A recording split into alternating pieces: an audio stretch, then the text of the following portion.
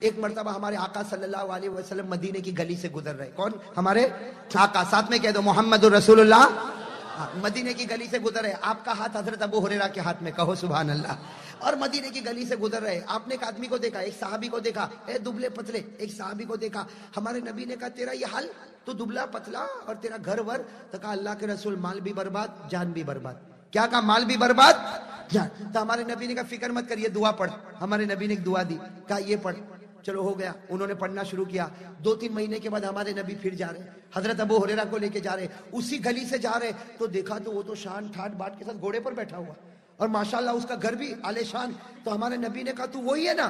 کہا میں وہی ہوں، لیکن آپ نے جو دعا بتائی اللہ نے میری جان بھی مضبوط بنا دی اور مال بھی مضبوط بنا دیا. ہمارے نبی نے کہا تو نہیں، اس ذات کی قسم جس کے قبضے میں میری جان ہے، قیامت تک کوئی بھی میرا امتی آئے گا یہ دعا پڑھتا جائے گا، اللہ جان سے بھی اور مال سے بھی ایسا مضبوط بنائے گا کہ وہ تعجب کرتا رہے گا، لیکن اللہ تندرستی دیتا جائے گا اور مال اتنا دے گا کہ گن بھی نہیں پائے گا. تو وہ دعا آج میں لے کر آیا ہوں. یہ مولانا حبیب صاحب کے پاس دیکھو یہ کارڈ پڑے ہوئے ہیں، اور یہ دعا بہت پیاری. اس میں 5 جملے. کتنے جملے؟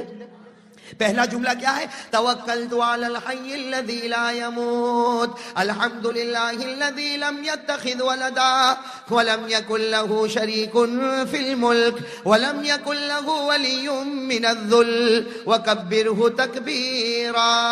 کتنے جملے؟